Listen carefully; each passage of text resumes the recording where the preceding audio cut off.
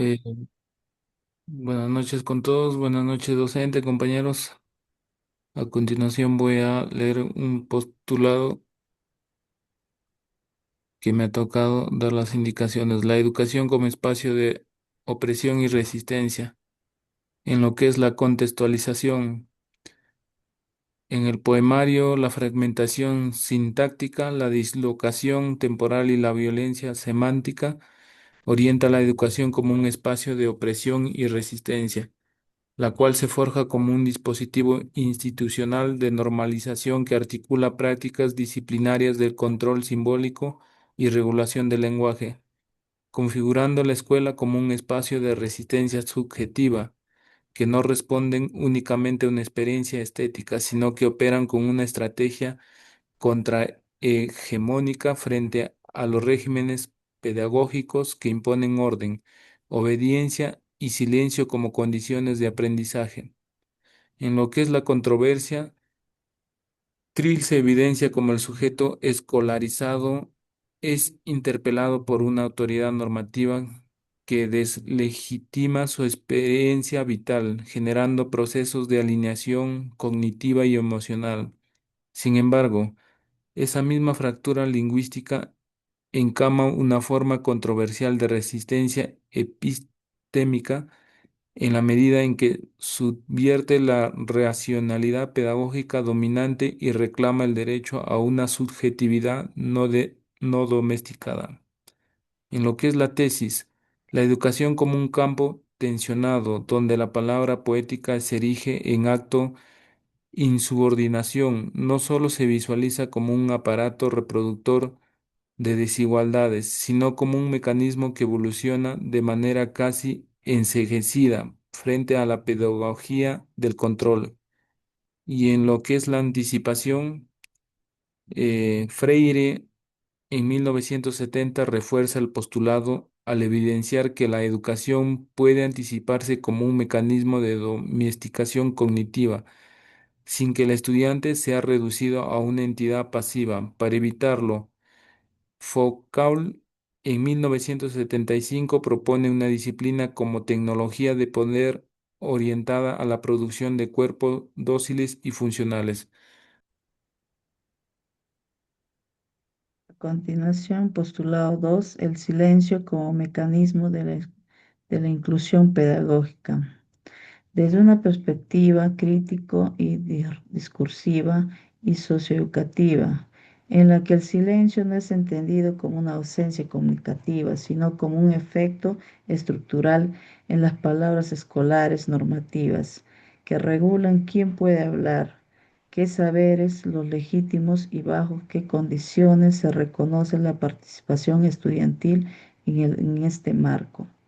La Escuela Peruana Contemporánea, entre años 2020 y 2025, reproduce formas de silenciamiento institucional mediante currículos estandarizados, evaluaciones prescriptivas y dispositivos disciplinarios que inhiben la expresión de saberes situados, especialmente en estudiantes en contexto rural, interculturales y socioeconómicamente vulnerables.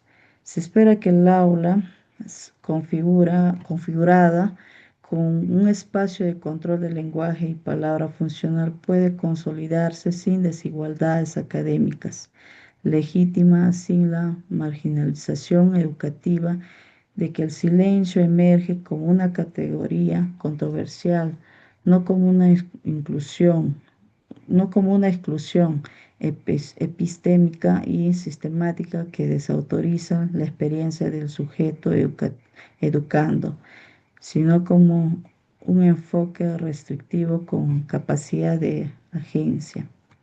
Supera la dificultad para nombrar y comunicar, refleja la experiencia de un sujeto constreñido por estructuras que invalidan su palabra.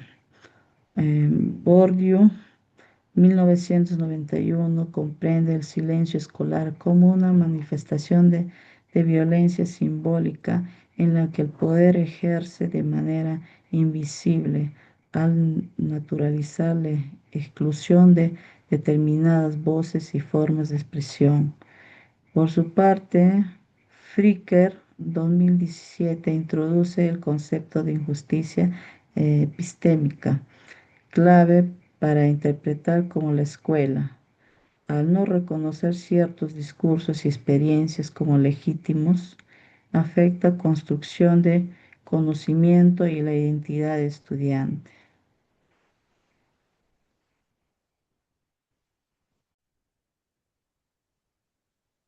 Buenas tardes, docente. Buenas tardes, compañeros. En esta oportunidad voy a hablar sobre, bueno, he considerado como postulado resiliencia frente al abandono y la desestructuración educativa.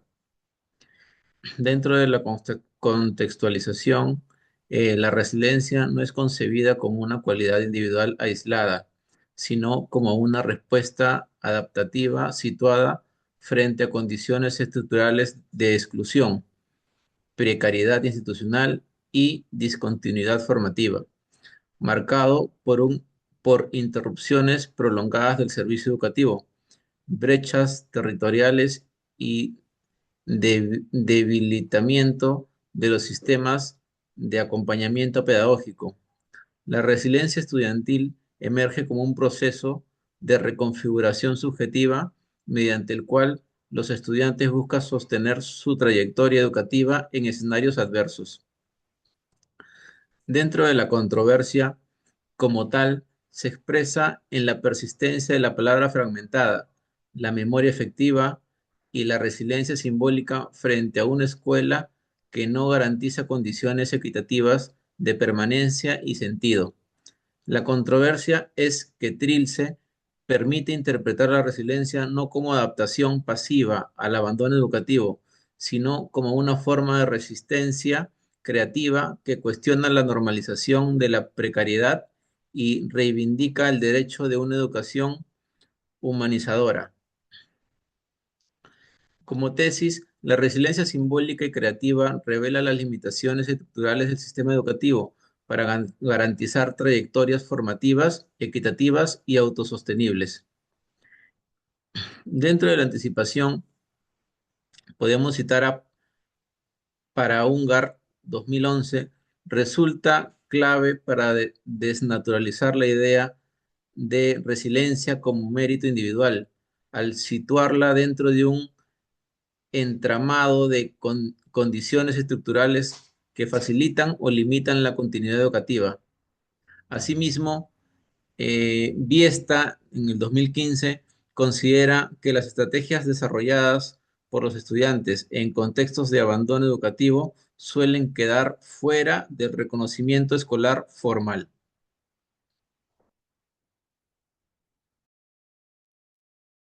En cuanto al postulado número 5, fragmentación del lenguaje como expresión de ruptura cognitiva y afectiva en la experiencia escolar, debemos contextualizar en que en el sistema educativo peruano, la imposición de un currículum descriptivo, estandarizado y descontextualizado, ha profundizado una disonancia semiótica entre los códigos escolares legítimos y las formas de expresión del estudiantado. Vallejo particularmente inserta este contexto intercultural y de alta vulnerabilidad con su obra Trilce.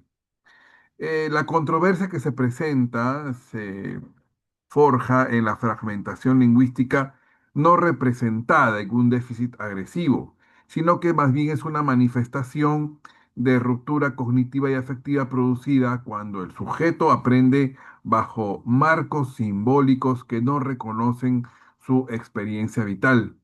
Así, el lenguaje escolar, al priorizar la corrección formal y la homogeneidad discursiva, genera procesos de desarticulación entre pensamiento, emoción y palabra, afectando la comprensión profunda, la identidad académica y el sentido del aprendizaje.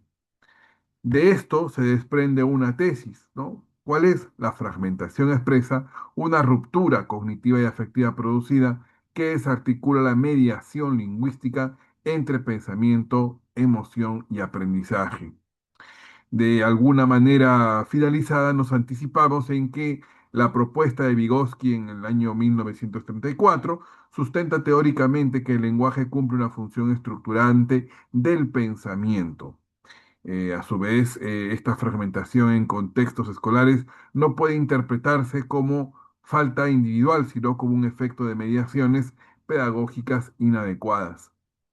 Este contexto, Cummings en el 2000 considera que la exclusión de las formas lingüísticas propias del estudiante constituye un acto de deslegitimación epistemológica que distancia el aprendizaje escolar la experiencia cotidiana. Es importante acotar que Vallejo, de una manera literal, trató de esbozar lo que era en su realidad, pero en la actualidad parece que este cambio no ha sufrido algunas controversias, sino más bien que se está viviendo casi lo mismo en pleno siglo XXI. En mi caso voy a continuar el postulado 6. La temporalidad escolar como dispositivo de control y desarraigo. El tiempo escolar es comprendido como una tecnología institucional de regularización que organiza, jerarquiza y normaliza los procesos de aprendizaje. En el sistema educativo peruano, la rigidez de los horarios, los calendarios académicos, las consecuencias curriculares y los ritmos evaluativos han operado como un mecanismo de desvinculación temporal, separando el aprendizaje de los ritmos biográficos, culturales y emocionales del estudiantado. Oh, Se entiende que el sujeto educando vive el tiempo escolar como una exposición externa, antes que como un proceso significativo, lo que genera desarraigo conectivo y afectivo. En este sentido, el alcance crítico de este razonamiento no solo advierte una ruptura entre sociedad y escuela, sino que se profundiza al evidenciar el deslocalización del tiempo lineal y cronológico, reinterpretando la escuela como un espacio donde la aceleración, la urgencia y la secuencia mecánica del aprendizaje dificultan la reflexión, la memoria y la construcción profunda de sentido educativo. Esta forma de organización, esta forma de organización del tiempo escolar generan experiencias formativas fragmentadas y limita la construcción profunda y significativa del conocimiento.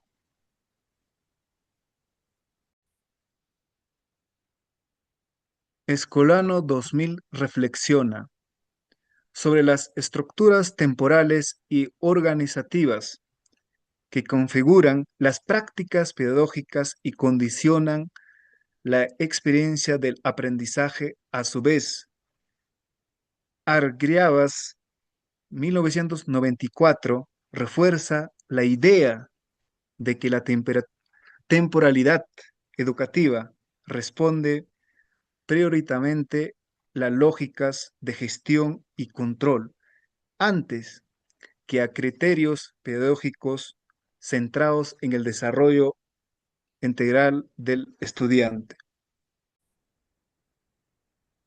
por lo tanto, para finalizar la reflexión que todos nos hacemos por cada uno de los postulados, se acota que el ensayo Educar entre la norma y el silencio, crítica de la desigualdad académica y la disciplina escolar en el Perú en el lustro 2025, se inscribe en un contexto de análisis sociopedagógico crítico que articula la teoría del poder disciplinario, la pedagogía crítica y los estudios sobre desigualdad educativa estructural.